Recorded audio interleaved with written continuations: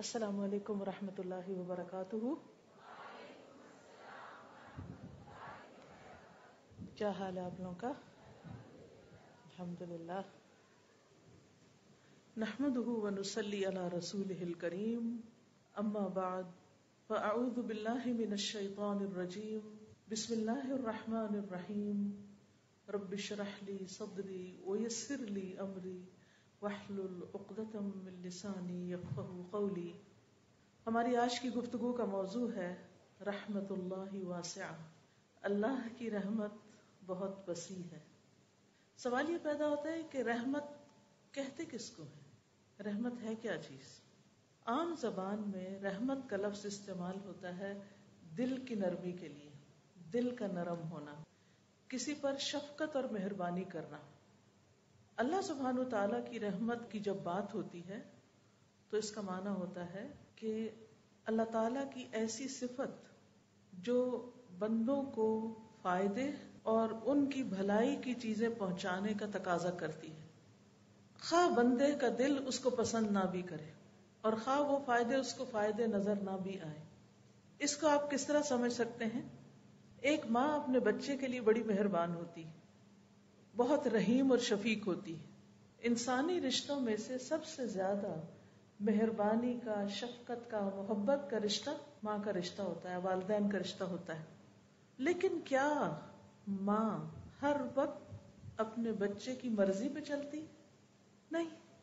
کبھی وہ بچے کے ساتھ پیار کرتی ہے، کبھی وہ بچے کے ساتھ لاڈ کرتی ہے، لیکن کبھی بچے کے ساتھ سختی بھی کرتی. کبھی بچے کو اس کی پسند کی چیز دیتی ہے، کبھی بچے کو اس کی پسند کی چیز سے روک بھی دیتی ہے. اور یہ روکنا جو ہے یہ بھی اس کی شفقت اور مہربانی ہی ہوتا ہے، کیونکہ بچہ تو ناسمجھ ہے، اس کو تو نہیں پتا کہ اس کے لیے کیا چیز اچھی اور کیا اچھی نہیں. وہ تو یہی چاہتا ہے اپنی ناسمجھی میں کہ جو چیز اس کو اچھی لگتی ہے بس اسے وہ مل جائے. ہمارا حال بھی کچھ ایسا ہی ہے. ہم جب کہتے ہیں یا اللہ تو ہم پہ رحمت فرما، مہربانی کر، تو اصل میں ہم کیا کہہ رہے ہوتے ہیں کہ اللہ جو ہمیں پسند ہے نا، جو چیز ہم چاہتے ہیں، جس چیز کو ہمارا دل چاہتا ہے بس وہ ہو جائے. اب ایسا تو نہیں ہو سکتا، اور رحمت اس کا نام بھی نہیں. ہو سکتا ہے کہ ہمارے لیے اس کی شفقت اور اس کی مہربانی ہمارے نفس کے خلاف جانے میں ہو، اس سے ہمارے اندر زیادہ میچورٹی آ سکتی ہو، اس سے ہمارے اندر زیادہ خیر آ سکتی ہو، وہ ہمارے لیے زیادہ اچھی ہو. کبھی کبھی کڑوی دوا جو ہے وہ میٹھی گولی سے، بلکہ میٹھی گولی سے ہے ہی اچھی. یعنی جو شفا آپ کو کڑوی دوا سے حاصل ہوتی ہے یا دوا کھا کے حاصل ہوتی ہے، وہ چاکلیٹ کھا کے تو حاصل نہیں ہوتی، بلکہ میٹھی چیزیں تو الٹا انسان کے لیے نقصان دہ ہی ہوتی. تو اگر انسان کی زندگی میں ہر وقت آسانیاں ہی ہو جائیں، ہر وقت سہولتیں ہی ہو جائیں، ہر وقت مرضی کے مطابق ہی ہر کام ہوتا جائے، تو اس چیز سے انسان کا نفس بڑا موٹا ہو جاتا ہے. بعض اوقات اس کے اندر سرکشی آ جاتی، تکبر اور غرور آنے لگتا ہے. وہ اپنے آپ کو بڑی چیز سمجھنے لگتا ہے. وہ سمجھتا ہے کہ میں تو بہت اچھا ہوں، اسی لیے میرا سارا معاملہ بہت ہی اچھا ہے، میرے لیے ہر چیز بہت آسان ہے. تو اللہ سبحانہ و تعالی جب اپنے بندوں پر رحمت فرماتا ہے تو اس کی رحمت کے مختلف طرح کے مظاہر ہوتے ہیں. اور ویسے بھی رحمت کی دو قسمیں ہیں، ایک عام قسم ہے اور ایک خاص قسم ہے. رحمت عام جو ہے اللہ تعالیٰ کی، وہ مسلم، کافر، نیک، گناہگار، انسان، حیوان، نباتات سب کے لیے ہے. وہ خاص رحمت سب پر ہے، خواہ کوئی اس کا وفادار ہے یا نہیں ہے، وہ سب کے لیے مہربان ہے. وہ سب کو رزق دے رہا ہے، سب کو زندگی سے لطف اندوز ہونے کا موقع دے رہا ہے. اللہ سبحانہ وتعالیٰ کا ارشاد ہے رحمتی وسعت کل شیء، میری رحمت ہر چیز کو گھیرے ہوئے ہے. سورۃ غافر آیت 7 میں آتا ہے وسعت کل شیء رحمتا، تو نے اپنی رحمت اور علم سے ہر چیز کا احاطہ کر رکھا ہے، یعنی تیری رحمت ہر چیز کو گھیرے ہوئے ہے. دوسری قسم جو رحمت خاص ہے، وہ اللہ سبحانہ وتعالیٰ کی رحمت اس کے خاص بندوں جیسے انبیاء، رسل، اولیاء اور مومن بندوں کے ساتھ ہے، اور یہ خاص رحمت ہے. قرآن مجید سورۃ الاحزاب میں آتا ہے وَكَانَ بِالْمُؤْمِنِينَ رَحِيمًا، اور اللہ مومنوں پر بڑا مہربان ہے، بہت مہربان ہے، یعنی ایمان والوں پر وہ ہمیشہ ہی بڑا مہربان ہے۔ ایک اور جگہ پر آتا ہے سورۃ التوبہ میں انہ بہم رؤوف الرحیم، کیونکہ اللہ مسلمانوں پر بڑا مہربان اور رحم کرنے والا ہے۔ لیکن آپ نے دیکھا ہوگا کہ انبیاء اور اولیاء اور مومنوں پر ہمیشہ اچھے حالات تو نہیں ہوتے، وہ تکلیفوں سے بھی گزرتے ہیں، ناپسندیدہ حالات سے بھی گزرتے ہیں، لیکن وہ آزمائشیں بھی ان پر ایک طرح سے اللہ کی رحمت ہی ہوتی ہے، کیونکہ ان کے ذریعے وہ ان کا حوصلہ بھی بلند کرتا ہے اور ان کے درجات بھی بلند کرتا ہے۔ بہت سی چیزیں انسان کو جو آسانی سے مل جاتی ہیں ان کی وہ قدر نہیں ہوتی، لیکن جس چیز کو انسان مشقت کے بعد حاصل کرتا ہے پھر اس کی قدر بھی اور طرح کی ہوتی ہے۔ بہرحال یہ یاد رہے کہ اللہ سبحانہ و تعالی کی رحمت ہر چیز کو گھیرے ہوئے ہے، وَرَحْمَتِي وَسِعَتْ كُلَّ شَيْءٍ۔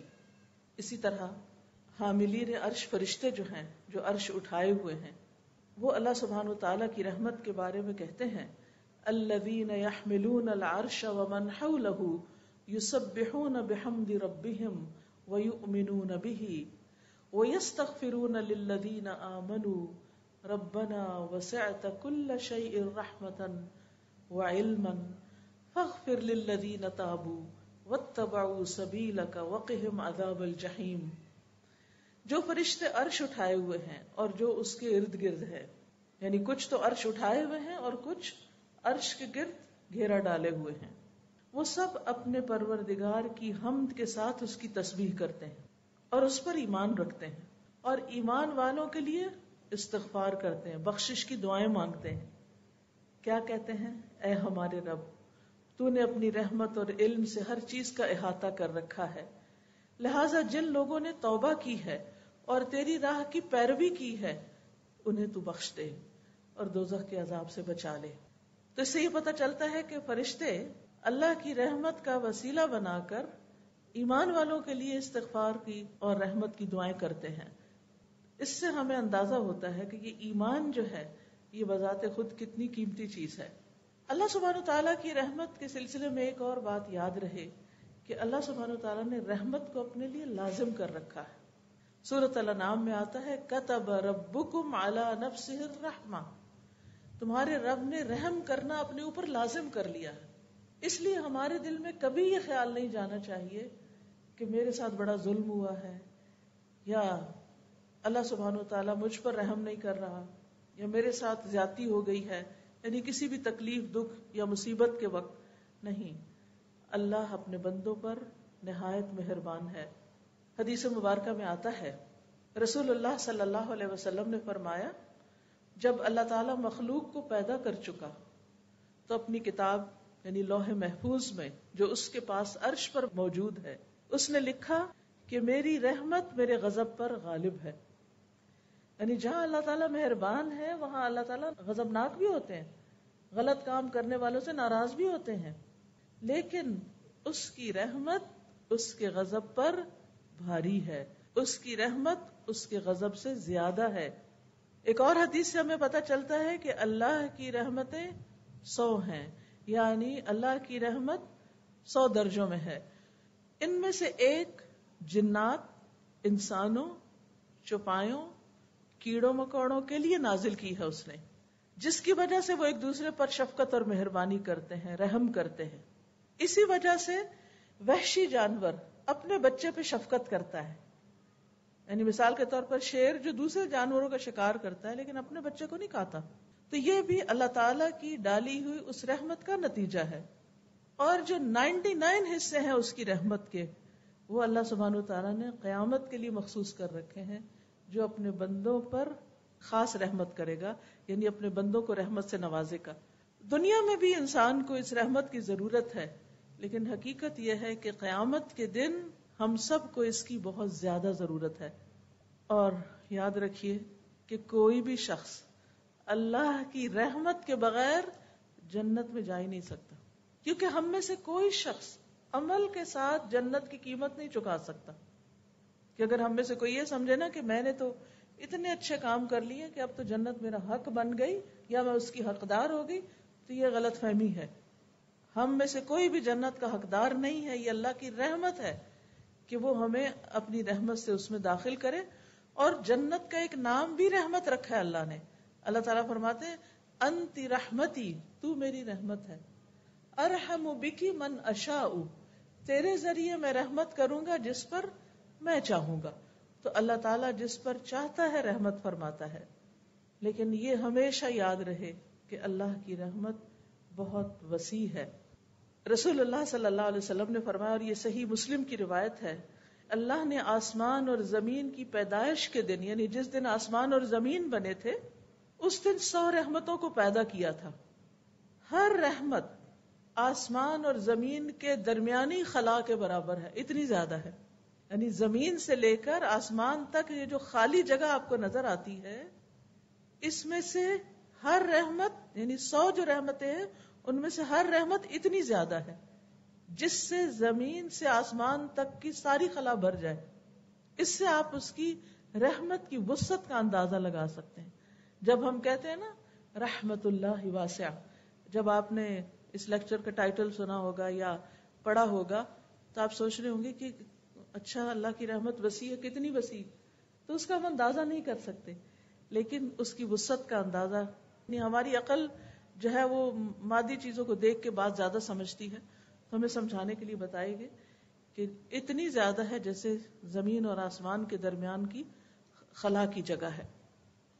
اور اس میں سے ایک رحمت جو ہے ان 99 میں سے, جن میں سے ہر ایک اتنی دفعہ, نہیں اس کو 99 سے ملٹی پلائی مزید کر لیں, ان میں سے بس صرف ایک حصہ زمین پر اتارا گیا ہے, جس کی وجہ سے جانور, پرندے, چرندے, انسان, حیوان, یہ سارے آپس میں ایک دوسرے سے محبت کرتے ہیں. یہ جو ہمارے دلوں میں انسانوں کے ساتھ شفقت, محبت اور رحمت کے جذبات ہیں, یہ بھی دراصل ہمارے ذاتی نہیں ہیں, یہ بھی اللہ کی دین ہے. اللہ دلوں میں ڈالتا ہے تو ہم دوسروں کے ساتھ شفقت کا معاملہ کرتے ہیں. ورنہ آپ دیکھیں کہ ہمارے اندر ہمارے نفس کا شر بھی ہے, شیطان کے وسوسے بھی ہیں, اور انسان چھوٹی چھوٹی باتوں پر جلد غضبناک بھی ہو جاتا ہے, ناراض بھی ہو جاتا ہے. ان وسوسوں کی وجہ سے بدگمان بھی بہت جلدی ہوتا ہے. لیکن اللہ سبحانہ و تعالیٰ کی جو رحمت ہے, جس بندے پر ہو جائے پھر اس کے اندر نرمی بھی آ جاتی, اس کے اندر برداشت آ جاتی, اس کے اندر حسن ظن آ جاتا ہے, وہ دوسروں کا خیر خواہ ہو جاتا ہے, وہ دوسروں کے ساتھ شفقت اور محبت کا سلوک کرتا ہے. اور یہ سارا دراصل اس پر اللہ کا انعام ہوتا ہے کہ جس کی بنا پر وہ دوسروں میں یہ نرمی بانٹ رہا ہوتا ہے. یہ اللہ کی دین ہوتی ہے, یعنی اللہ کی رحمت ہوتی ہے اس پر. اور جن کے ساتھ وہ کر رہا ہوتا ہے ان پر بھی اصل میں اللہ ہی کی رحمت ہوتی ہے کہ ان کو اس رحمت میں سے ایک حصہ ملتا ہے, اس محبت میں سے ایک حصہ ملتا ہے. ورنہ کس کی مجال اور کس کی توفیق کہ کوئی کسی کے ساتھ رحمت اور مہربانی کا سلوک کرے اور یہ رحمتیں اور محبتیں بانٹتا پھرے. یہ انسانوں کے بس کی بات نہیں, یہ بھی سراسر اس کی محبت ہی کی وجہ سے ہے, اس کی رحمت کی وجہ سے ہے. لیکن یہ صرف کیا ہے, 1%, ایک حصہ. فیصد کا مطلب ہوتا ہے 1%, یعنی 100 رحمتوں میں سے 1%, جس کی وجہ سے یہ ہم سب ایک دوسرے کے ساتھ شفقت اور مہربانی کا سلوک کرتے ہیں. اور جیسے ایک اور حدیث میں آتا ہے کہ اسی سبب سے جانور اپنا کھر اپنے بچے سے اٹھا لیتا ہے, اس پر رحمت کرتے ہوئے اور اس بات سے ڈرتے ہوئے کہ اس کو کہیں کوئی نقصان نہ پہنچ جائے. تو وہ بھی دراصل اللہ سبحانہ و تعالیٰ کی ڈالی ہوئی رحمت ہوتی ہے اس جانور کے دل کے اندر, جس کی وجہ سے وہ اپنے بچے کے ساتھ نرمی کا سلوک کر رہا ہوتا ہے. پھر اسی طرح ایک اور حدیث کے الفاظ میں آتا ہے, یہاں تک کہ گھوڑا اپنے بچے پر پاؤں نہیں مارتا. ویسے تو کوئی اس کے قریب جائے نا تو گدھا یا گھوڑا یا دلتی مارتا ہے تو اس کے قریب نہیں آتا, لیکن وہ اپنے بچے کو نہیں مارتا. کیوں نہیں مارتا؟ کیونکہ اللہ نے اس کے بچے کے لیے اس کے اندر ایک شفقت اور رحمت رکھی ہے. تو یاد رکھیے کہ جو شخص اللہ کی رحمت کو جان لے اور اس کو پہچان لے, وہ کبھی بھی اللہ کی رحمت سے مایوس نہیں ہوتا, اس کے اندر پھر مایوسی نہیں آتی. ابو ہریرہ کہتے ہیں کہ رسول اللہ صلی اللہ علیہ وسلم نے فرمایا, اگر مومن کو یہ علم ہو جائے کہ اللہ کے پاس سزا کیا ہے تو کوئی شخص اس کی جنت کی امید نہ رکھے, اور اگر کافر کو یہ معلوم ہو جائے کہ اللہ کے پاس رحمت کس قدر ہے تو کوئی بھی اس کی جنت سے مایوس نہ ہو. اس سے بھی اندازہ لگایا جا سکتا ہے کہ اللہ کی رحمت اگر اس کو انسان پہچان لے تو انسان کے اندر کتنی خوشی بھر جائے. پھر اسی طرح یہ ہے کہ اللہ سبحانہ و تعالیٰ کی رحمت جو ہے وہ قیامت کے دن جو ہوگی وہ اللہ کے نافرمانوں پر بھی ہوگی. اسی وجہ سے ان کی بخشش ہوگی. رحمت نہ ہو تو بخشش ہی نہیں ہو سکتی. جب ہم کہتے ہیں یا اللہ تو رحم کر دینا، اس کا مطلب ہے کہ ہم قابل تو نہیں بخشش کے، یہ جنت کے، لیکن تو ہم پر رحم فرما دینا. اسی لیے جو شخص لا الہ الا اللہ کہہ دیتا ہے اور اللہ کو مان لیتا ہے، اگر اس کی ساری زندگی گناہوں میں گزرتی ہے اور توبہ کیے بغیر مر جاتا ہے اور قیامت کے دن وہ جہنم میں چلا جاتا ہے، تو بھی جب اللہ تعالیٰ ان پر اپنی رحمت کا ارادہ کرے گا تو ان کو جہنم سے نکال لے گا اور انہیں جہنم میں بھی موت دے دے گا. پھر سفارش کرنے والے ان کی سفارش کریں گے اور وہ ہر آدمی اپنے دوستوں کو نکال کے لے جائے گا. یعنی جو نیک دوست جنت میں پہنچے ہوں گے وہ جہنم میں جانے والے اپنے دوستوں کو نکال لیں گے کہ جو جہنم کی تکلیف سے ایک طرح سے مر چکے ہوں گے. پھر اللہ سبحانہ و تعالیٰ ان لوگوں کو ایک خصوصی نہر میں، جس کا نام نہر حیا یا حیوان یا حیات یا نہر جنت ہوگا، یہ مختلف نام آتے ہیں اس نہر کے مختلف جگہوں پر، تو اس نہر میں وہ غسل کریں گے، اللہ ان کو اس میں ڈالے گا اور ایسے اگ آئیں گے جیسے سیلاب کے بہاؤ میں دانا اگاتا ہے، یعنی دوبارہ سے ان کے جسم ایک طرح سے پیدا ہوں گے. ایک اور حدیث سے پتہ چلتا ہے کہ ان کے جسموں پر جلنے کے نشان پھر بھی ہوں گے.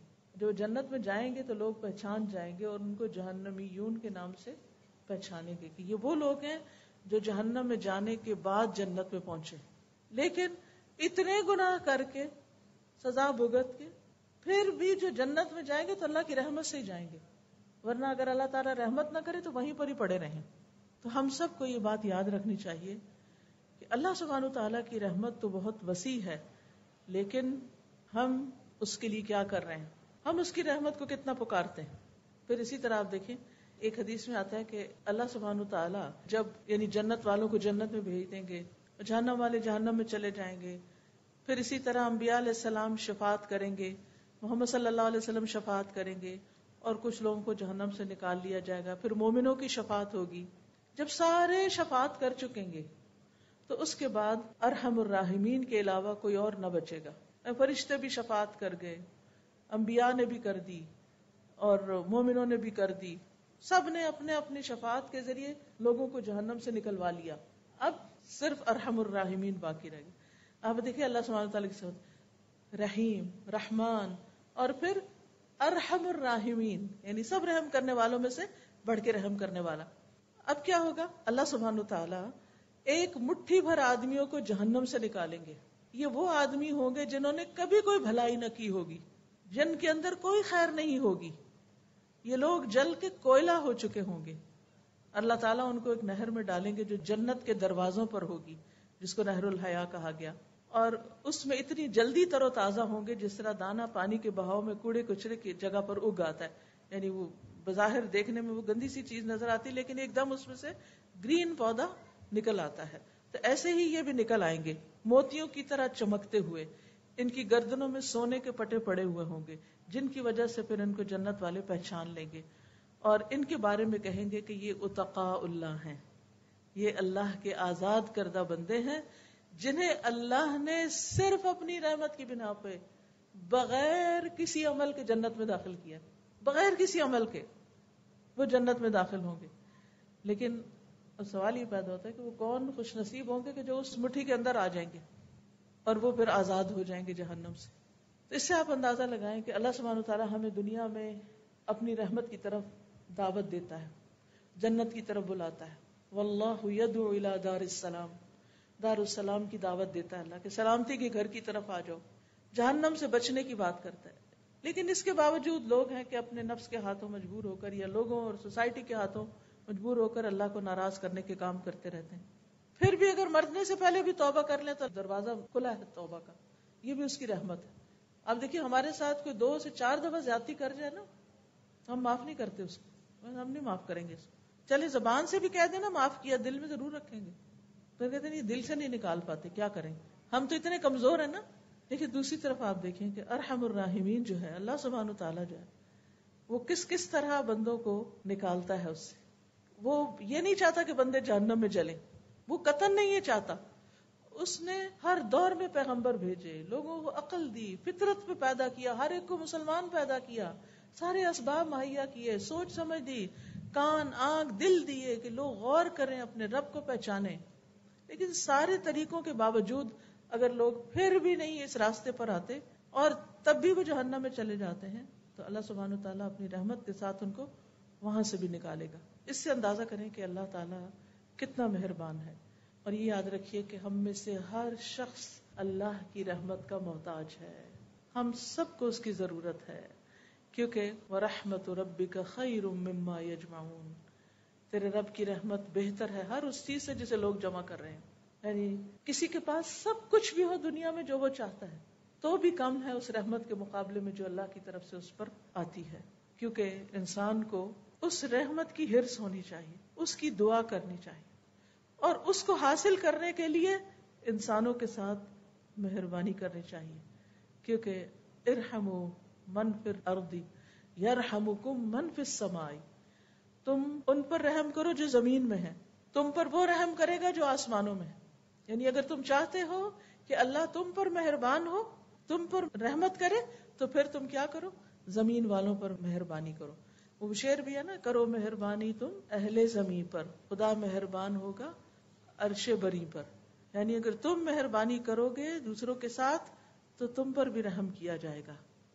لہذا جو انسان یہ چاہتا ہے کہ اس کو اللہ کی رحمت مل جائے، وہ اللہ کی رحمت پا لے، اسے چاہیے کہ وہ دوسروں کے ساتھ مہربان ہو جائے. پھر اسی طرح اللہ سبحانہ وتعالیٰ اگر رحمت کر دے تو کوئی روک نہیں سکتا، اور اگر اللہ اپنی رحمت بند کر دے تو کوئی اور دینے والا بھی نہیں ہے. قرآن مجید میں آتا ہے ما یفتح اللہ للناس من رحمت فلا ممسک لها وما یمسک فلا مرسل له من بعدہ وہو العزیز الحکیم. جو کچھ اللہ لوگوں کے لیے رحمت میں سے کھول دے اسے کوئی بند کرنے والا نہیں. یعنی جس پر اللہ اپنی رحمت نچھاور کر دے اسے کوئی روک نہیں سکتا، اور جو بند کر دے اس کے بعد اسے کوئی کھولنے والا نہیں. وہی سب پر غالب اور کمال حکمت والا ہے. یاد رکھیے یہ اللہ ہی کی رحمت ہے کہ ہم زندہ ہیں، یہ اللہ کی رحمت ہے کہ اس نے ہمیں مسلمان بنایا، یہ اللہ کی رحمت ہے کہ اس نے ہمیں قرآن دیا ہے. قل بفضل اللہ وبرحمتہ فبذلک فلیفرحوا هو خیر مما یجمعون. قرآن کا ملنا، قرآن کا سمجھنا، قرآن سے محبت کا ہونا، یہ سب بھی دراصل اللہ کی رحمت ہوئی ہے ہم پر کہ اس نے ہمیں اس راستے پر لگا دیا، کہ ہمیں اس کا شوق دے دیا کہ ہم اس کی کتاب کو پڑھیں. اور یہ بھی حقیقت ہے کہ یہ اللہ کی رحمت ہی ہے جو انسان کو گمراہی سے بچاتی ہے، جو انسان کو خسارے سے بچاتی ہے. کیونکہ ایک جگہ پر آتا ہے فلولا فضل اللہ علیکم ورحمتہ لکنتم من الخاسرین. اگر اللہ کا فضل اور اس کی رحمت نہ ہوتی تو تم خسارہ پانے والوں میں شامل ہو جاتے، یعنی تم نقصان سے بچ نہیں سکتے تھے. اسی طرح اللہ سبحانہ وتعالیٰ کی رحمت ہی ہے جو انسان کو اس کے اپنے نفس کے شر سے بچاتی. یعنی ہم میں سے ہر انسان کے اندر نفس ہے اور نفس کا ایک شر بھی ہے. قرآن مجید میں آتا ہے وما ابرئ نفسی ان النفس لامارۃ بالسوء الا ما رحم ربی. یعنی انسان اپنے نفس کے شر سے بھی کب بچ سکتا ہے؟ جب اللہ کی رحمت ہوتی. اسی لیے فلا تزکوا انفسکم، اپنے آپ کو پاکیزہ مت کہو. ہم یہ نہیں کہہ سکتے کہ ہمارے اندر بڑی خیر خوبی ہے، ہم بڑے نیک پاک ہیں یا ہمارا تزکیہ ہو چکا ہے. نہیں، یہ اللہ ہی کی رحمت ہوتی ہے کہ انسان صحیح راستے پہ چلتا ہے اور نفس کی شرارتوں سے بچ جاتا ہے. اللہ کی رحمت ہی انسان کو شیطان کی پیروی سے بچاتی، شیطان کے اتباع سے بچاتی. ولولا فضل اللہ علیکم ورحمتہ لاتبعتم الشیطان الا قلیلا. اگر اللہ کا فضل اور رحمت نہ ہوتی تو تم شیطان کی پیروی کرنے لگتے سوائے چاند دیکھ کے. تو دنیا آخرت کے نقصان سے بھی اللہ کی رحمت بچاتی ہے، شیطان سے بھی، نفس کے شر سے بھی. پھر اسی طرح گناہوں سے بھی انسان اللہ کی رحمت سے ہی بچتا ہے. ہمارے اندر کوئی کمال نہیں، کوئی طاقت نہیں. یعنی کبھی کوئی تعریف بھی کرے نا کہ آپ تو بڑے نیک ہیں اور آپ نے تو سارے غلط کام چھوڑ دیے، تو اب سوچا کری تو اللہ کی رحمت ہوئی. اگر میں کچھ واقعی کر رہی ہوں تو ہم سمجھتے ہو کہ کچھ ہو رہا ہے تو یہ صرف اس کی رحمت سے ہی ہو رہا ہے. میرے اندر کوئی کمال نہیں ہے، اس میں میرا کچھ نہیں ہے، یہ اس نے مہربانی کی ہے مجھ پر.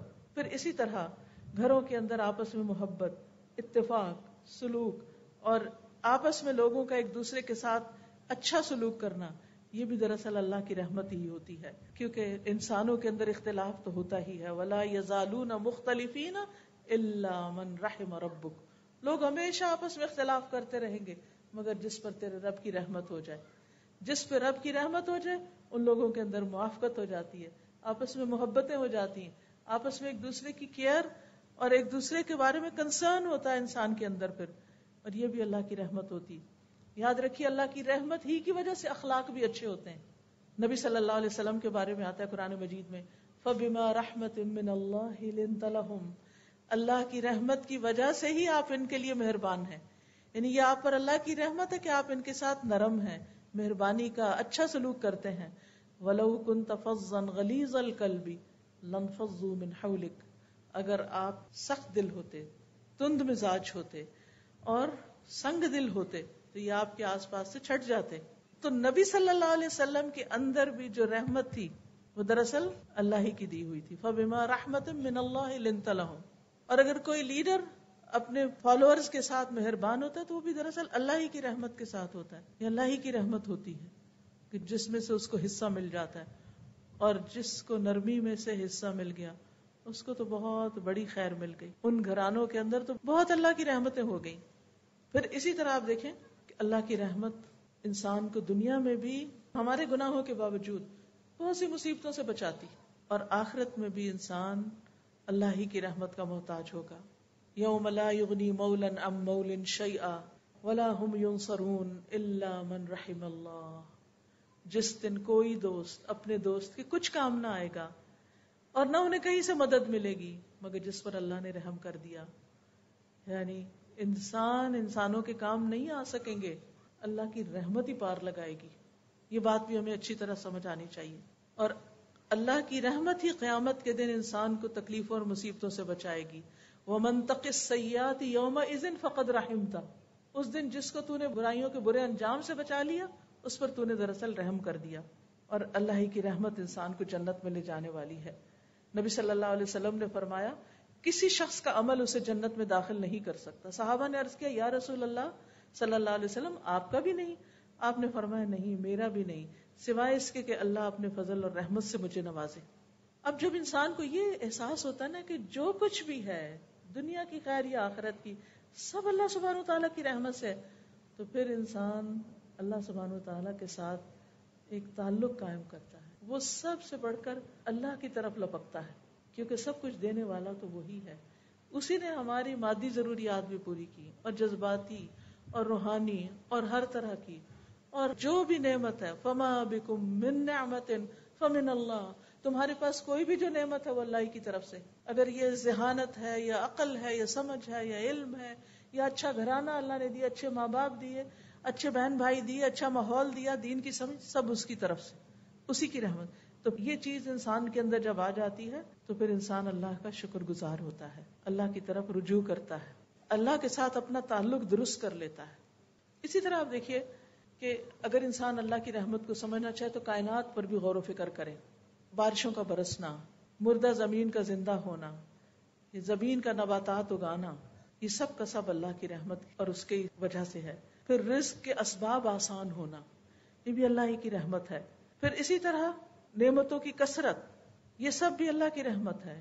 اندھیروں سے روشنی کی طرف لانا، بندے کو ہدایت کا انتظام کرنا، یہ بھی اللہ تعالیٰ ہی کی رحمت ہے. پھر بندوں کے اعمال کی حفاظت کرنا، جیسے وما کان اللہ لیضیع ایمانکم ان اللہ بالناس لرؤوف الرحیم.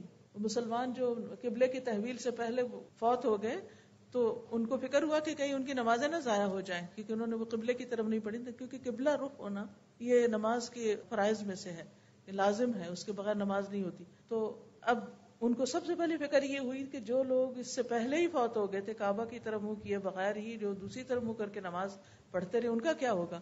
اللہ تعالیٰ فرماتے ہیں اللہ تمہارے ایمان یعنی تمہاری نمازوں کو ضائع نہیں کرے گا، کیونکہ ان اللہ بالناس لرؤوف الرحیم.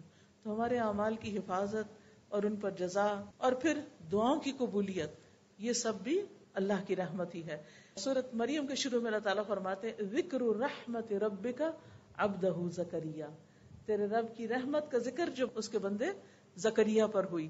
کیا اذ نادى ربه نداء خفيا قال رب اني وهن العظم مني واشتعل الرأس شيبا وَلَمْ أَكُنْ بِدُعَائِكَ رَبِّ شَقِيًّا، کہ وہ اس کی رحمت سے امید رکھتے تھے تو اسی لیے ان کے اندر مایوسی نہیں آتی تھی. تو اللہ سبحانہ وتعالیٰ اس دعا کی قبولیت کو اپنی رحمت بتاتے ہیں. پھر اسی طرح یہ اللہ کی رحمت ہوتی ہے کہ اللہ تعالیٰ ایمان والوں کی حفاظت کرتا ہے اور ایمان والوں کی اولاد کی بھی حفاظت کرتا ہے. سورۃ کہف میں جو ایک نیک والدین جو فوت ہو چکے تھے اور ان کے بچے یتیم تھے، ان کے مال کی حفاظت اللہ نے کس طرح کی؟ خضر علیہ السلام وہاں گئے اور انہوں نے وہاں اس کے اوپر ان کے خزانے پر دیوار بنا دی. جب موسیٰ علیہ السلام نے پوچھا کہ اس بستی والوں نے تو آپ کو کھانا بھی نہیں دیا اور آپ نے ان کے بچوں کی دیوار بنا دی، تو انہوں نے کیا کہا کہ میں نے اپنی مرضی سے نہیں کیا. یہ دراصل کیا تھا؟ یہ اللہ کی رحمت تھی، رحمت من ربک. تو بات یہ ہے کہ اللہ سبحانہ وتعالیٰ کی یہ خاص رحمت ہوتی ہے کہ جس کی وجہ سے وہ غیر محسوس طریقے سے بندوں کی مدد کرتا ہے اور ان کو بخش دیتا ہے، ان کی غلطیوں سے درگزر کرتا ہے. لیکن اب سوال یہ پیدا ہوتا ہے کہ ہم اللہ کی رحمت کو کیسے حاصل کریں، اپنی طرف کیسے متوجہ کریں، ہم کیا کام کریں کہ جس سے اللہ کی رحمت آئے ہم پر. اس میں سب سے پہلی چیز ایمان ہے. ایمان لانا اور ایمان کو درست رکھنا اور ایمان پر جم کے رہنا، ایمان کی مضبوطی، یہ انسان کو اللہ کی رحمت کا مستحق بناتا ہے.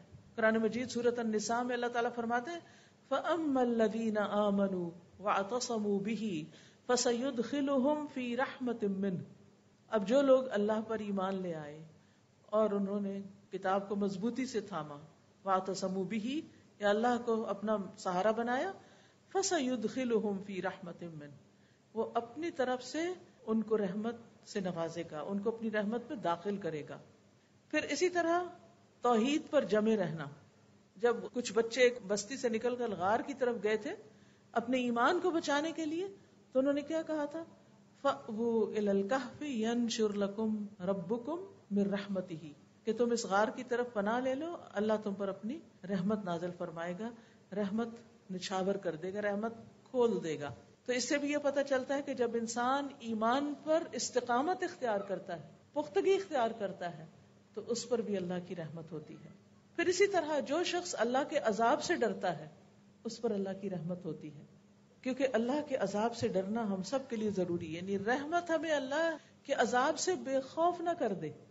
یعنی جتنی بھی اللہ کی رحمت ہے لیکن اس کا جو عذاب ہے اس سے ڈرنا چاہیے اور اپنے گناہوں سے ڈرنا چاہیے. تو جو انسان ڈرتا رہتا ہے نا، اس پر اللہ کی رحمت ہو جاتی ہے. پھر اسی طرح اللہ سے دعائیں کرنا، وَادْعُوهُ خَوْفًا وَطَمَعًا ان رحمت اللہ قریب من المحسنین. اللہ کی رحمت قریب ہے محسنین کے. یعنی جب انسان کوئی نیک کام کرتا ہے اور پھر دعا کرتا ہے تو اس کی دعا قبول ہوتی ہے، اس پر اللہ کی رحمت آتی ہے. پھر اللہ اور اس کے رسول کی اطاعت کرنے والوں پر اللہ کی رحمت آتی ہے. وَأَطِيعُوا اللَّهَ وَأَطِيعُوا الرَّسُولَ لَعَلَّكُمْ تُرْحَمُونَ، اور اللہ کی اطاعت کرو اور اس کے رسول کی اطاعت کرو تاکہ تم رحم کیے جاؤ، تم پہ رحم کیا جائے. پھر اسی طرح قرآن کو پڑھنا اور اس پر عمل کرنا. قرآن مجید میں آتا ہے وَهَذَا كِتَابٌ أَنزَلْنَاهُ إِلَيْكَ مُبَارَكٌ فَاتَّبِعُوهُ وَاتَّقُوا لَعَلَّكُمْ تُرْحَمُونَ. پھر قرآن کو غور سے سننا، یعنی مبارک کتاب کی پیروی کرنا، اللہ سے ڈرنا رحمت لاتا ہے. پھر جو شخص فَإِذَا قُرِئَ الْقُرْآنُ فَاسْتَمِعُوا لَهُ وَأَنصِتُوا لَعَلَّكُمْ تُرْحَمُونَ. جب قرآن پڑھا جا رہا ہو تو چپ ہو جاؤ، غور سے سنو تاکہ تم پہ رحم کیا جائے.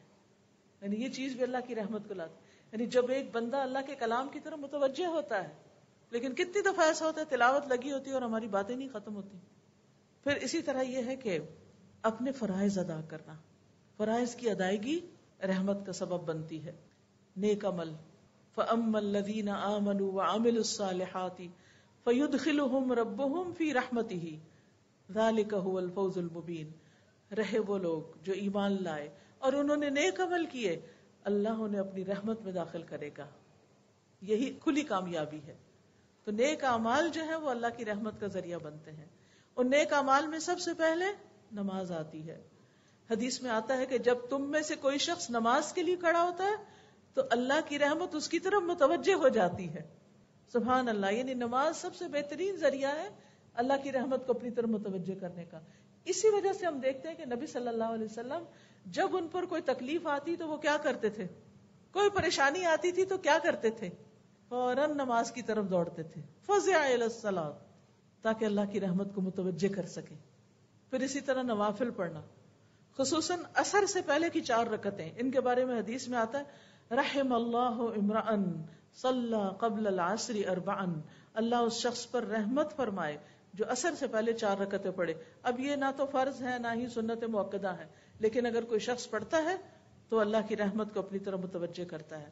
اسی طرح رات کا قیام اور گھر والوں کو نماز کے لیے جگانا، تو جگانے والا شوہر ہو یا بیوی ہو، اس کے بارے میں حدیث میں آتا ہے اللہ اس شخص پہ رحم کرے جو رات کو اٹھے اور نماز پڑھے اور اپنی بیوی کو جگائے، اور اللہ اس عورت پر رحم کرے جو اٹھے اور نماز پڑھے اور پھر شوہر کو بھی جگائے.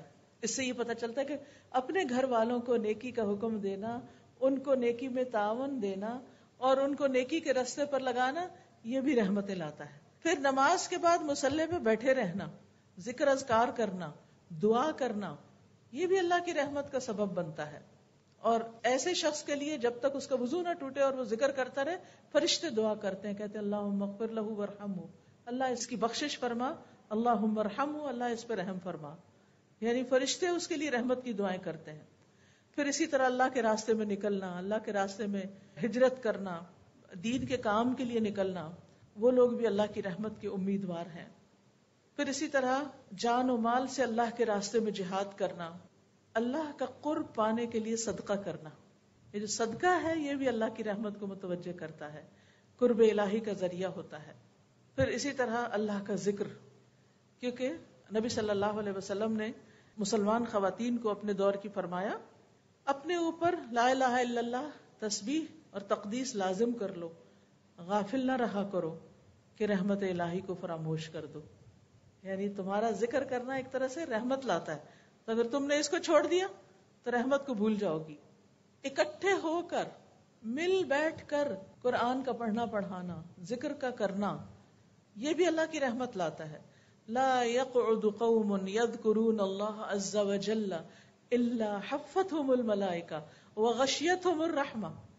جو لوگ اللہ کے ذکر کے لیے بیٹھے ہوتے ہیں فرشتے انہیں گھیر لیتے ہیں، رحمت انہیں ڈھانپ لیتی ہے. پھر اسی طرح استغفار کرنا، لولا تستغفرون اللہ لعلکم ترحمون. پھر توبہ اور اصلاح کرنا، مصیبتوں پر صبر کرنا، انا للہ و انا الیہ راجعون پڑھنا، اولئک علیہم صلوات من ربہم ورحمہ. جو انا للہ پڑھتا ہے اور تکلیف کے وقت صبر کرتا ہے، اس پر رب کی نوازشیں ہوتی ہیں، رب کی رحمت آتی ہے اور رب اس کو تھام لیتا ہے. اس لیے کسی کی بھی قریبی عزیز پیارے کی وفات پر صبر جو ہے یہ اللہ کی رحمت کا سبب بنتا ہے، خصوصاً بچے کی وفات پر. کیونکہ ماں کا دل ہوتا ہے نا اس بچے کے اندر، جب بچہ فوت ہوتا ہے اور ماں صبر کرتی ہے اور الحمدللہ کہتی ہے تو اللہ تعالیٰ فرشتوں کو حکم دیتا ہے کہ اس کے لیے ایک گھر بناؤ جس کا نام کیا رکھو؟ بیت الحمد. اسی طرح دوسروں کو معاف کرنا، دوسروں کو معاف کرنے والوں پر بھی اللہ کی رحمت آتی ہے. پھر اسی طرح دوسروں پر رحم کرنا، حدیث میں آتا ہے انما یرحم اللہ من عبادہ الرحماء، اللہ تعالیٰ اپنے بندوں میں سے ان بندوں پہ رحم کرتے ہیں جو دوسرے بندوں کے ساتھ رحم کرتے ہیں. یعنی اگر ہم بندوں کے ساتھ مہربانی کریں گے تو اللہ تعالیٰ ہم پر مہربانی کرے گا. اسی طرح ایک حدیث میں آتا ہے رسول اللہ صلی اللہ علیہ وسلم نے فرمایا اس ذات کی قسم جس کے ہاتھ میں میری جان ہے، اللہ اپنی رحمت کا مستحق رحم دل بندے کو ہی بناتا ہے. تو صحابہ نے کہا ہم میں سے ہر کوئی رحم کرتا ہے. آپ نے فرمایا نہیں، یہ نہیں کہ اپنے دوست کے حق میں رحم دل بن جاؤ، بلکہ تمام لوگوں پہ رحم کرنا ہوگا. یہ بڑا اہم قاعدہ ہے، کیونکہ عموماً کیا ہوتا ہے کہ ہم اپنے رشتہ داروں، اپنے پیاروں، اپنے دوستوں کے لیے تو بڑے مہربان ہوتے ہیں، لیکن جس سے ہمارا کوئی تعلق واسطہ نہیں اس کے ساتھ ہم بعض اوقات بد اخلاقی بھی برت جاتے ہیں. ہم سوچتے ہیں یہ کون سا ہمیں کچھ جانتا ہے، اس کے ساتھ جو چاہیں ہم کریں. نہیں، جس کو جانتے ہیں اس کے ساتھ بھی اور جس کو نہیں جانتے اس کے ساتھ بھی. پھر پرندوں اور جانوروں پہ رحم کرنا. آپ کو معلوم ہوگا کہ ایک عورت نے ایک بلی کو باندھ کے مار دیا تھا اور کھانا بھی نہیں دیا، تو کیا ہوا اس کے ساتھ؟ صرف اس بلی کو مارنے کی وجہ سے اللہ سبحانہ وتعالیٰ نے اس کو جہنم میں پھینکا. تو جانوروں پر بھی رحم بڑا ضروری ہے. نبی صلی اللہ علیہ وسلم نے فرمایا جس نے رحم کیا اگرچہ چڑیا کو ذبح کرنے کا معاملہ ہو، چڑیا کیا کر سکتے ہو، تمہارے ہاتھوں میں پکڑی ہوئی ہے، جس نے رحم کیا اگرچہ چڑیا کو ذبح کرنے کا معاملہ ہو، اللہ قیامت کے دن اس پہ رحم فرمائے گا. پھر اسی طرح ایک شخص نے کہا اللہ کے رسول میں بکری ذبح کرتا ہوں اور اس کے ساتھ شفقت کرتا ہوں، یعنی اس کو پانی پلا کے، اس پہ ہاتھ پھیر کے، اس کو اچھی طرح لٹا کے، کیونکہ بعض ہوتے ہیں نا ڈانٹ ڈپٹ گالیاں دیتے دیتے وہ ذبح کر دیتے ہیں، جانوروں کے ساتھ سختی کرتے ہو نہیں. اس نے کہا کہ میں بکری ذبح کرتا ہوں اور اس کے ساتھ شفقت کرتا ہوں. آپ نے فرمایا اگر تو نے بکری کے ساتھ شفقت کی تو اللہ تعالیٰ تجھ پہ رحم فرمائے گا. کوئی نہیں ہمیں دیکھ رہا ہوتا، اللہ تو دیکھ رہا ہوتا ہے نا کہ ہم کس کے ساتھ کیا معاملہ کرتے ہیں. اسی طرح خرید و فروخت کے وقت، رکشے ٹیکسی والے کے ساتھ معاملہ کرتے وقت، قرض کے لین دین کے وقت، قرض کا تقاضا کرتے وقت، نبی صلی اللہ علیہ وسلم نے فرمایا اللہ ایسے شخص پر رحم کرے جو بیچتے وقت، خریدتے وقت اور تقاضا کرتے وقت نرمی سے کام لیتا ہے. پھر مسلمانوں کے درمیان صلح کرا دینا، آپس میں لوگوں کو جوڑنا، یہ بھی رحمت کا باعث بنتا ہے. امر بالمعروف اور نہی عن المنکر کرنا، اس سے بھی رحمت آتی ہے. قرآن مجید میں آتا ہے المؤمنون والمؤمنات بعضهم اولیاء بعض یأمرون بالمعروف وینہون عن المنکر ویقیمون الصلاة ویؤتون الزکاة ویطیعون اللہ ورسولہ اولئک سیرحمہم اللہ ان اللہ عزیز حکیم. مومن مرد اور مومن عورتیں ایک دوسرے کے مددگار ہیں جو بھلے کام کا حکم دیتے ہیں اور برے کام سے روکتے ہیں. وہ نماز قائم کرتے ہیں اور زکوٰۃ ادا کرتے ہیں اور اللہ اور اس کے رسول کا حکم مانتے ہیں. یہی لوگ ہیں جن پہ اللہ رحم فرمائے گا. یعنی ان کاموں سے بھی اللہ کی رحمت آتی. پھر اسی طرح جماعت سے جڑ کے رہنا، لوگوں کے ساتھ مل کے رہنا. حدیث میں آتا ہے والجماعت رحمت والفرقت عذاب. جماعت رحمت ہے، یعنی آپس میں مل جل کے رہنا، مل کے کام کرنا، ٹیم ورک کا ہونا رحمت ہے، اور افتراق عذاب ہے. پھر عیادت کرنا کسی بیمار کی، جب تک انسان مریض کے پاس بیٹھتا ہے اسے اللہ کی رحمت ڈھانپ لیتی ہے. اسی طرح رمضان کا مہینہ رحمتوں کا مہینہ ہے. رمضان میں کیا ہوتا ہے فتحت ابواب الرحمہ، رحمت کے دروازے کھول دیے جاتے ہیں، جہنم کے دروازے بند کر دیے جاتے ہیں. پھر نبی صلی اللہ علیہ وسلم کی احادیث کو لوگوں تک پہنچانا، یہ رحمت کا باعث بنتا ہے. نبی صلی اللہ علیہ وسلم نے دعا کی رحم اللہ امرأ سمع مقالتی، اللہ اس شخص پہ رحم فرما دے جس نے میری بات سنی. ایک اور جگہ آتا ہے سمع منی حدیثا، جس نے مجھ سے حدیث سنی، فبلغہ کما سمع، تو جیسی سنی ویسے پہنچا دی. فرب مبلغ اوعى له من سامع، کیونکہ کچھ ایسے ہیں جن کو پہنچائی جاتی ہے وہ سننے والوں سے زیادہ سمجھدار ہوتے ہیں. یعنی کچھ لوگ تو وہ تھے جنہوں نے نبی صلی اللہ علیہ وسلم سے ڈائریکٹ سنی، لیکن انہوں نے سن کے آگے جن کو سنائی انہوں نے اس میں سے کئی فقہی مسائل نکال لیے، بہت اور طرح سمجھا، اس کو بہت غور و فکر کیا، اس میں اس کی حفاظت کی، ان حدیثوں کو یاد کیا، ان پہ محنت کی. تو اس علم کو آگے سے آگے نسلوں تک پہنچانا جو ہے یہ بھی اللہ کی رحمت کو دعوت دیتا ہے.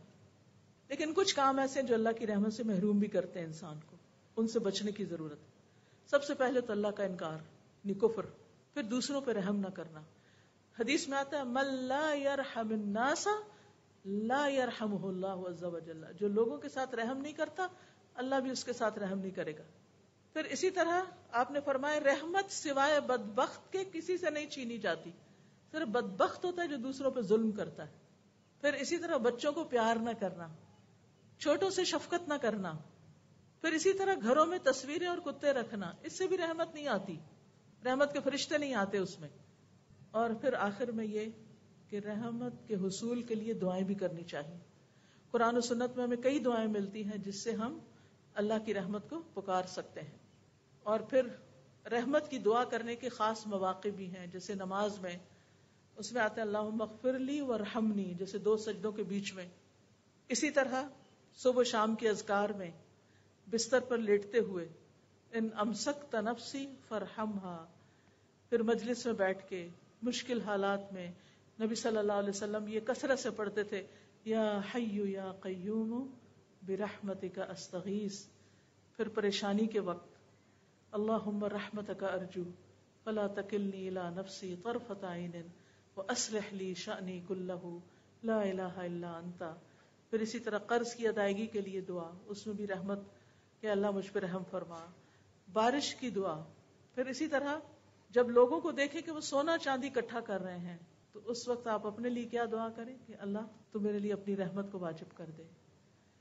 پھر اسی طرح دوسروں کو رحمت کی دعا دینی چاہیے کہ اللہ ان پہ رحمت کرے. سب سے پہلے کس کے لیے؟ والدین کے لیے. رب ارحمہما کما ربیانی صغیرا. اسی طرح جب سلام کریں تو السلام علیکم ورحمۃ اللہ کہیں، یعنی دوسروں کو رحمت کی دعا دیں. پھر چھینک مارنے پر کوئی چھینک مار کے الحمدللہ کہے تو اس کو جواب دیں یرحمک اللہ، اللہ تجھ پہ رحم فرمائے. پھر اسی طرح اگر کسی کے ہاں کھانا کھائیں تو میزبان کے لیے دعا کریں کہ اللہم اغفر لہم ورحمہم وبارک لہم فیما رزقتہم، کہ اللہ ان کو بخش دے، ان پہ رحم فرما، اور جو رزق تو نے انہیں دیا ہے اس میں ان کے لیے برکت پیدا کر دے. اسی طرح کسی سے کوئی فائدہ ہمیں پہنچے اس کو بھی دعا دیں کہ اللہ سبحانہ وتعالیٰ فلاں پہ رحم کرے، اس نے میرے ساتھ یہ بھلائی کی. کسی کو یاد کرتے ہوئے نبی صلی اللہ علیہ وسلم ام اسماعیل کا ذکر کرتے ہوئے فرماتے ہیں یرحم اللہ ام اسماعیل، اللہ ام اسماعیل پر رحم فرمائے. کسی کو نیک کام کرتے ہوئے دیکھیں تو اس کو رحمت کی دعا دیں. پھر اسی طرح کسی کی بات صحیح کرنی ہو، کسی کی غلطی ٹھیک کرنی ہو تو اس وقت بھی آپ کہ اللہ تم پہ رحم کرے یا اللہ فلاں پہ رحم کرے، اور پھر اس کے بعد اس کا ذکر کریں. اسی طرح کبھی آپ کسی کا تعارف لینا چاہیں تو اس وقت بھی آپ یہ دعا کر سکتے ہیں کہ اللہ تعالیٰ آپ پہ رحمت فرمائے، آپ کا کیا نام ہے، یا جو بھی اس کا تعارف یا چیز معلوم کرنی ہے آپ نے. قبرستان کی زیارت کرتے وقت، میت کے لیے دعا کرتے وقت، یہ تمام مواقع ایسے ہیں جس میں انسان دوسروں کو رحمت کی دعا دیتا ہے، لیکن اپنے لیے جو دعائیں ہیں اب ہم سب اپنے لیے مانگتے ہیں. سبحان اللہ والحمد للہ ولا الہ الا اللہ واللہ اکبر ولا حول ولا قوة الا باللہ العلی العظیم. اللہم صل علی محمد وعلی آل محمد کما صلیت علی ابراہیم وعلی آل ابراہیم انک حمید مجید. اللہم بارک علی محمد وعلی آل محمد کما بارکت علی ابراہیم وعلی آل ابراہیم انک حمید مجید. رب اغفر وارحم وانت خیر الراحمین. اے میرے رب تو مجھے بخش دے اور مجھ پہ رحم فرما، اور تو ہی سب رحم کرنے والوں سے اچھا رحم کرنے والا ہے. ربنا آمنا فاغفر لنا وارحمنا وانت خیر الراحمین. انی مسنی الضر وانت ارحم الراحمین. انت ولینا فاغفر لنا وارحمنا وانت خیر الغافرین. ربنا ظلمنا انفسنا وان لم تغفر لنا وترحمنا لنکونن من الخاسرین. واعف عنا واغفر لنا وارحمنا وارحمنا وارحمنا انت مولانا فانصرنا على القوم الكافرین. ربنا لا تزغ قلوبنا بعد إذ هديتنا وهب لنا من لدنك رحمة إنك أنت الوهاب. على الله توكلنا ربنا لا تجعلنا فتنة للقوم الظالمين ونجنا برحمتك من القوم الكافرين. رب اوزعني ان اشكر نعمتك التي انعمت علي وعلى والدي وان اعمل صالحا ترضاه وادخلني برحمتك في عبادك الصالحين وادخلنا برحمتك في عبادك الصالحين. اللهم انا نسألك من فضلك ورحمتك فانه لا يملكها الا انت. رب ارحمهما كما ربياني صغيرا. یا حی یا قیوم برحمتک نستغیث. اللہ ہمارے سارے بیماروں کو صحت عطا فرما، اللہ ہمارے والدین کی بخشش فرما، اللہ ہم سب پر رحمت نازل فرما، ہم سب کی مشکلات آسان فرما، دنیا اور آخرت کی مشکلات. اللہ تو اپنی رحمت سے ہمیں جنت الفردوس میں جگہ عطا فرمانا. یا اللہ ہمارے گھرانوں میں آپس میں اتحاد، اتفاق اور محبتیں پیدا کر دے، اور ایک دوسرے پر مہربانیاں کرنے کی توفیق عطا فرما. اللہ ہمارے دلوں کو نرم کر دے اور ہمیں دوسروں کا خیر خواہ بنا دے. اللہ ہمارے رزق روزی میں، حلال روزی میں برکت عطا فرما اور ہم سب کو حرام سے بچا. یا رب العالمین ہمارے بچوں پہ رحم فرما. یا اللہ انہیں ہدایت عطا فرما، انہیں نیک رستے پر چلا. یا اللہ جتنے بھی لوگ یہاں آئے ہیں اللہ ان سب پر رحمت فرما. اللہ جنہوں نے اس مجلس کا اہتمام کیا ہے ان پر اپنی رحمت نازل فرما. اللہ ہم سب تیری رحمت کے فریادی ہیں، اللہ ہم سب تیری رحمت کے محتاج ہیں، اور تیری رحمت کے بغیر ایک قدم بھی نہیں اٹھا سکتے. یا رب تو ہم پہ رحمت فرما اور ہمیں ایمان والی، صحت والی زندگی عطا فرما تاکہ ہم تیری اچھی سی عبادت کر سکیں اور اپنی زندگی کا مقصد پورا کر سکیں، احسن عمل لے کے واپس لوٹیں. اللہ ہمیں نیکیوں پر استقامت عطا فرما.